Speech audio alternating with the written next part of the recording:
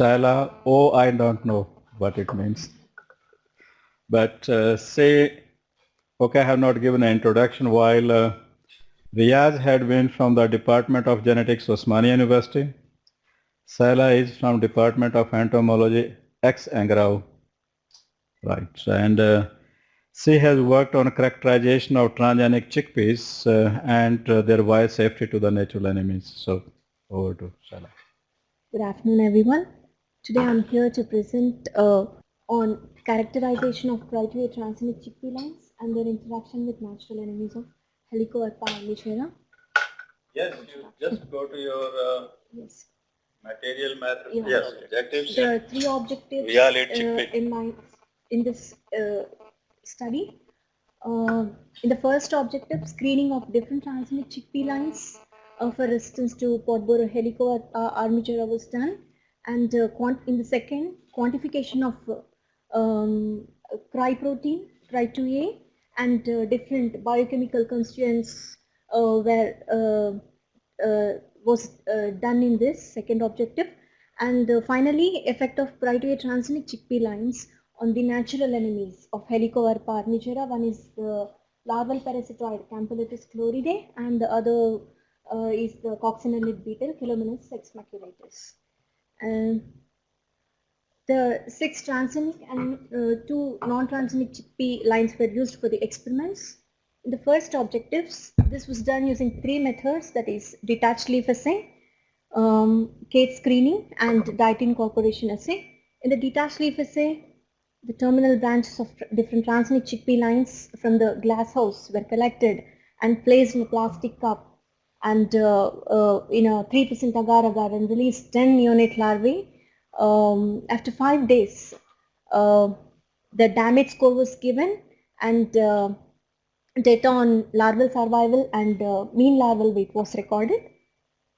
Here, this is the evaluation of chickpea lines for resistance to Helicoverpa in under glasshouse conditions during October planting in 2011 to 13.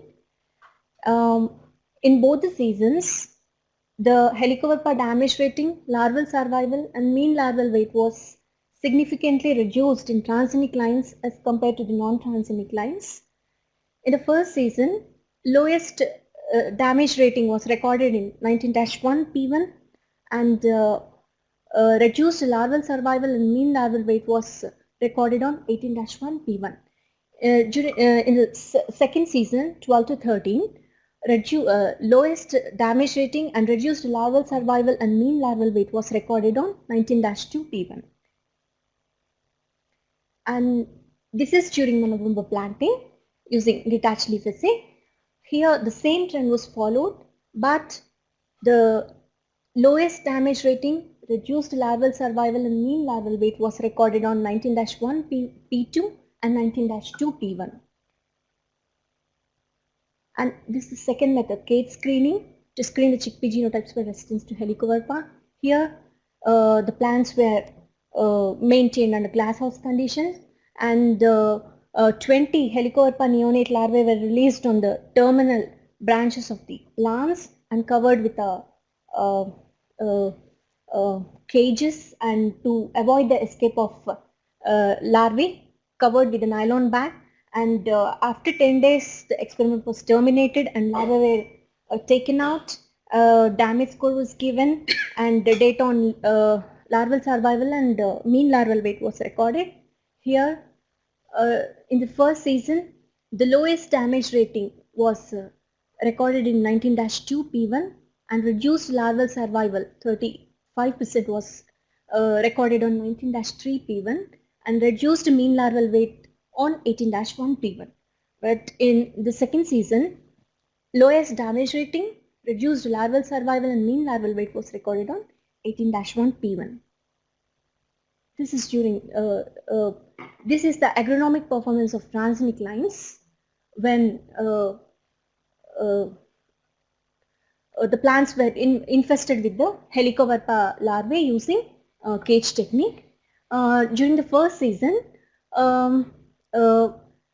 dry matter weight, pod weight, seed weight, and number of seeds in both the seasons was significantly increased in transgenic lines as compared to non-transgenic lines, since the leaf feeding was very less in transgenic lines. So, but these parameters were varied in, showed different values in different lines.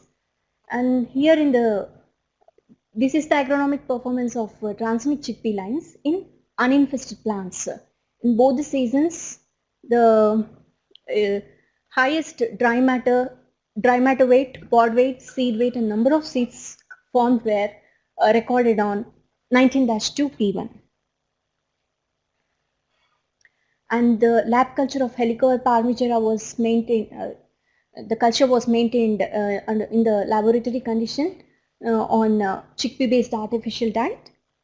And this is the survival and development of Helicoverpa when neonate larvae were released reared on artificial diets with lyophilized leaf powders of transgenic chickpea lines using diet incorporation assay.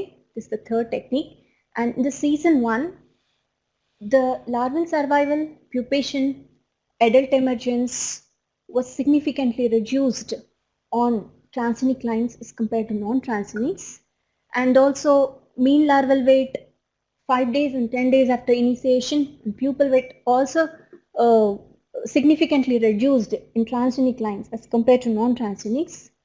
But here the larval period and pupal period was prolonged in transgenic lines, and since the adult emergence was very less, the fecundity was completely absent in transgenic lines, and the male and female adult longevity was shortened in the case of transgenic lines. This is during this season 2. The same trend was followed, but 19-2 P1 showed resistance to this particular Shall I pest. stay here for a minute? When you make a presentation for all the students, when you are indicating the best performing treatment or entry, and then the controls, then probably it's better that all the lines or the treatments that are not significantly different from each other, you can block all of them. So based on that, all the transgenic lines are significantly better in controlling the insect compared to the non-transgenic controls, which she has marked here with the blue color. So in future presentation, you may just block all of them, otherwise it would appear that this is better than the others, but there is no difference between them. All of them are AB, ABC, AA. So all the transgenic lines are effective, equally effective in reducing the larval survival. So what you are saying is all the lines are better than control in this case? Yeah. None of them is intermediate. Some are somewhere slightly poor, but go ahead. And same trend followed here. Prolonged larval period and pupal period was observed in transgenics, and reduced, and in some lines it was completely absent in fecundity, and shortened adult longevity was recorded in transgenic lines. And this is the survival and development of Helicoverpa armigera larvae, third instar larvae reared on artificial diets with lyophilized leaf powder of transgenic chickpea lines. In season 1,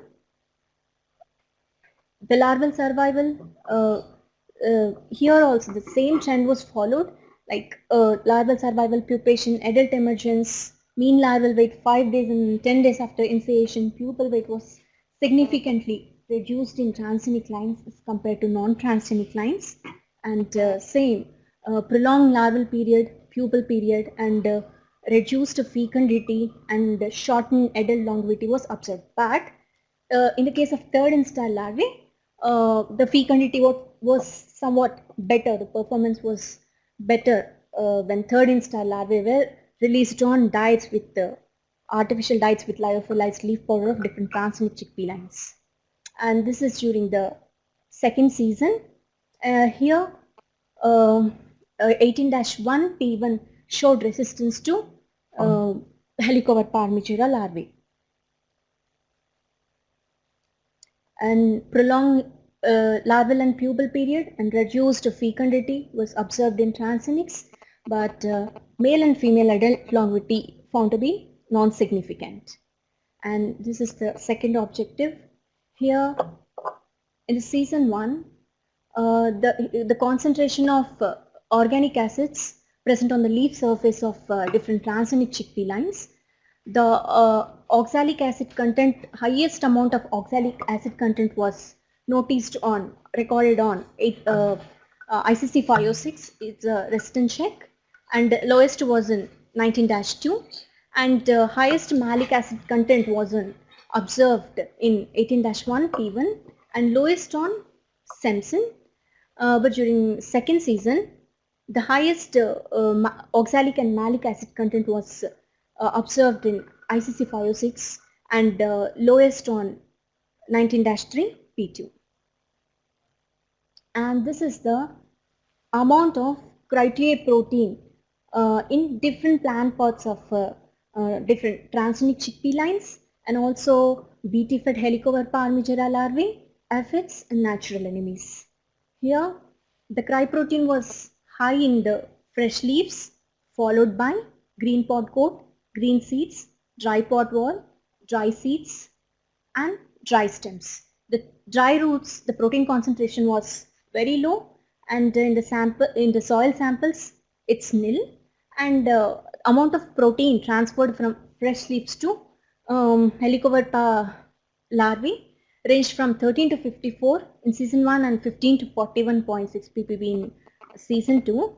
The Cry2 protein in Cry2A protein in BT-fed aphids, coccinellid grubs and BT-fed Campylortis chloridae larvae was almost nil. So the amount of Cry2A protein transferred from leaves to non-target insects and natural enemies were negligible. And this is the third objective. And this is the life cycle of Campylortis chloridae, single larval parasitoid. This is the biology of Campylortis chloridae, parasitizing Helicoverpa armigera fed on fresh leaves of transgenic chickpea lines. Here in the season 1, the egg larval period, pupal period, post-embryonic developmental period was significantly prolonged in transgenic lines as compared to non-transgenic lines, and cocoon formation adult emergence was reduced, and adult longevity was shortened in the case of transgenic lines, and the fecundity was significantly reduced in the case of transgenic lines as compared to non-transgenics. Shall go Yes. back to the earlier one. This figure of 3 in 19-1 P2, Yes, pupil period is about 5 to 6 days. yes, So this just seems to be an error in observation. So make this mark it yes, and go back to the thesis and see where is the problem. yes. Okay, and this is during the second season. The prolonged egg larval period, pupal period and post-embryonic development period was observed in transgenic lines as compared to the non-transgenics, and the cocoon formation adult emergence was also reduced in transgenic lines, and shortened adult male and female adult longevity was observed in transgenic lines, and the fecundity was reduced in transgenic lines as compared to non-transgenic lines. And this is the coccinelle maintenance of rearing of coccinellid beetles under laboratory as well as net house conditions. And this is the direct effect of Cry2A transgenic chickpea lines on Chilovenus ex maculatus at different concentrations 0.02, 0.05 and 0.1%. Here the the 3 concentrations of transgenic chickpea lines were mixed in the 2 molar solution of sucrose, 2 molar sucrose solution, and provided to the grubs of coccinellids directly and recorded and observed survival and development. The larval survival, pupation, adult emergence was significantly reduced in transgenic lines as compared to non-transgenic lines, and larval period and pupal period was prolonged in transgenic lines, and mean grub weight was significantly reduced in transgenic lines as compared to non-transgenic lines. And this is the indirect effect of Cry2A transgenic lines on different biological parameters of coccinellid radon BT intoxicated artificial dyes fed Aphids crassivora. Here, different concentrations of transgenic leaf powders were mixed in the artificial diets of aphids, and this diet was provided to the aphids, and the BT fed aphids were provided to the coccinellid beetles, and survival and development was recorded. The larval survival, pupation, adult emergence was found to be non-significant between the transgenics and non-transgenics, and even larval period, pupal period, and mean grub weight. Larval period and pupal period was also found to be non-significant between transgenics and non-transgenics, but mean grub weight was significantly reduced in transgenic lines. So these are my conclusions. The transgenic plants suffered significantly lower leaf damage rating as compared to non-transgenics. Larval survival, weight gained by the Helicoverpa larvae after 5 days was significantly reduced on transgenics as compared to non-transgenic, and significantly higher grain yield was recorded in transgenic plants, and the survival and development of H. armigera larvae was significantly lower on transgenic chickpea diets as compared to those reared on non-transgenic chickpea diets. The neonates reared on diets with 19-2 P1, 18-1 P1 leaf powder showed maximum resistance to Helicoverpa armigera, and 18-1 P1 showed high levels of resistance to third install larvae of Helicoverpa armigera. And the amount of proteins, carbohydrates, lipids, phenols, tannins were non-significant between the transgenics and non-transgenics chickpea lines, and the protein content was negatively correlated with the larval survival, larval weight, and the leaf damage rating. And significantly higher amount of oxalic acid was recorded in 19-1 P2 and 19-3 P1. Highest malic acid content was recorded on 18-1 P1 and 19-3 P2. As I said earlier, the amount of Critoea protein was highest in the fresh leaf samples, followed by green pod wall, green seeds, dry pod wall, dry seeds, and dry stems. And the amount of Critoea protein transferred from leaves to the non-target insects and natural enemies were negligible.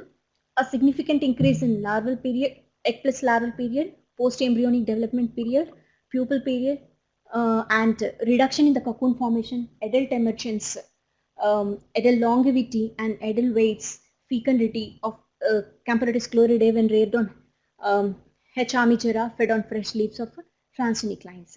And the survival and development of parasitoids were affected when reared on H. armigera larvae fed on diets with 19-1 P1, P2, and 19-3 P1 leaf powders as compared to the other transgenic lines.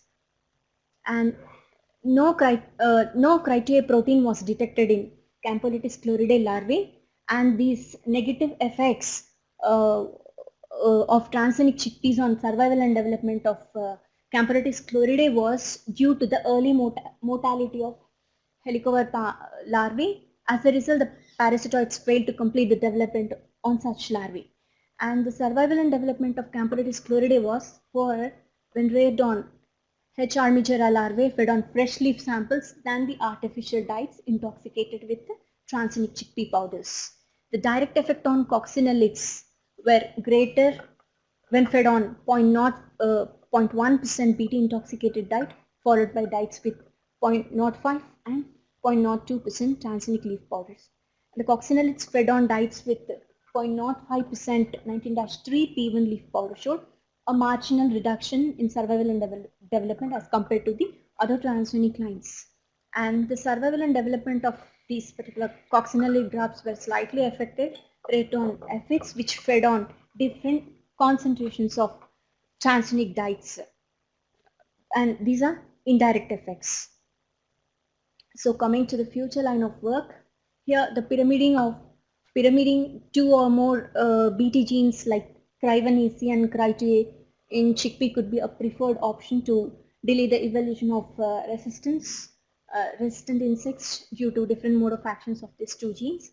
And the fate of Cry protein, this toxin, under different environmental conditions can be studied, and studies on tritrophic interactions under elevated CO2 and different temperatures should be conducted, and pyramiding of Bt genes with drought tolerance genes, and development of chickpea genotypes with resistance to Helicobacter and tolerance to drought can be studied.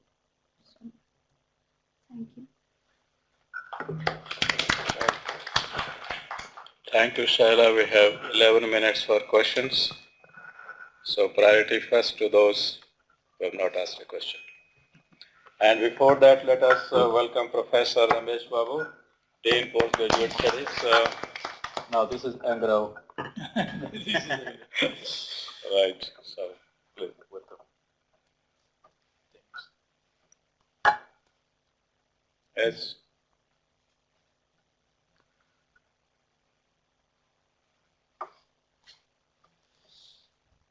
Dekho, it's very, if you don't ask a question now, then we will deduct one week's salary. One question, 100 rupees. Eh? If somebody asks one question, one ice cream. Then you get one ice cream. Yes, come on.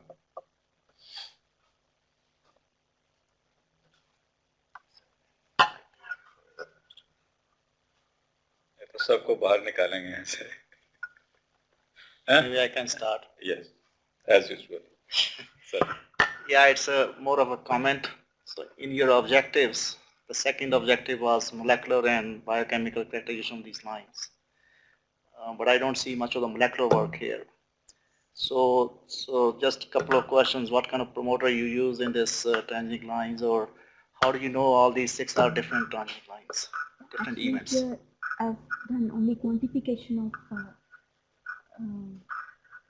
estimated the amount of different cry protein in different lines and BT fed larvae. this is entomologist. Yeah, so I think, in those lines, it could be a single copy or 2 copies or 3 copies. That can make the difference in the amount of protein itself.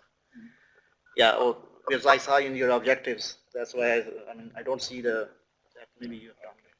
For us, molecular meant protein. Okay, but we could have done. But these lines are well characterized from T.J. Higgins' lab, CSIRO, and paper is published in plant, from Plant Science. So I think that's already published, so we not have to go there about that. And right from the neonates to the till the pupation, before that, will feed, will provide with this diet. So I feel it may consume. Yes, yes.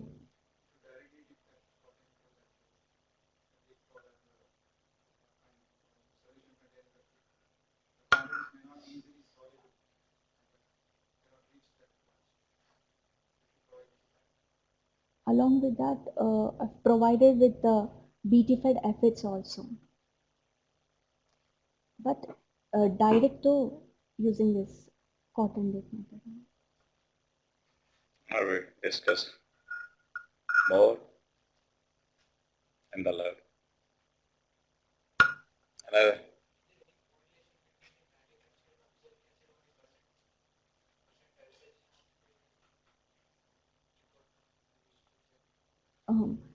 Because here, the values were, the amount of oxalic and malic acids were varied in different lines. So, were non-significant between the transgenics and non-transgenics. So, correlation was not that. all the lines are derived from the same line except for the insertion of BT gene. So there is no variation for these organic acids. They have the same genotypic background. But they should be looked in a more diverse array of germplasm or breeding lines.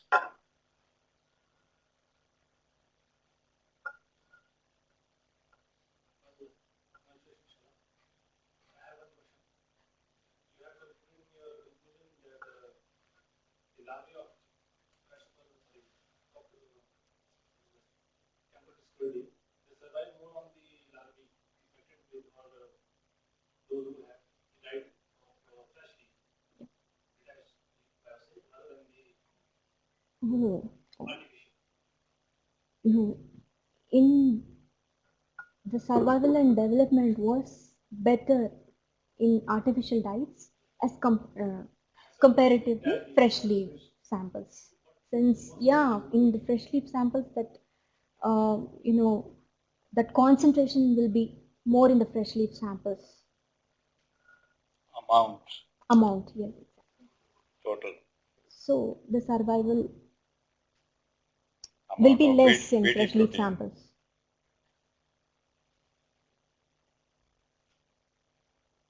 Shiv Kumar, look in my eyes. Ask a question.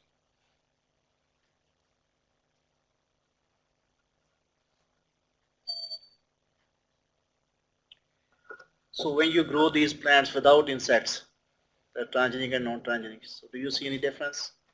I mean, the growth, or did you grow them, or just this greenhouse? That's all.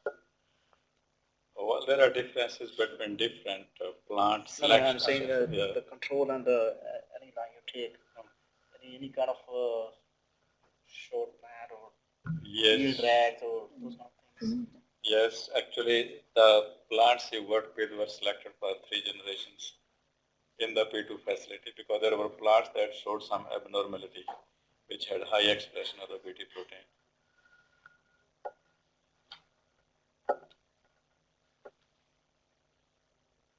Yes.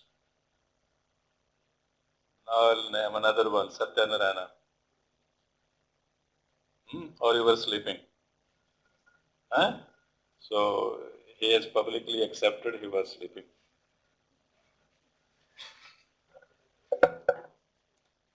So, yes, please, come on. You ask a question? Yes, come on. Huh? Okay. They have all understood what you said. So congratulations, job well done, and let us appreciate Sala's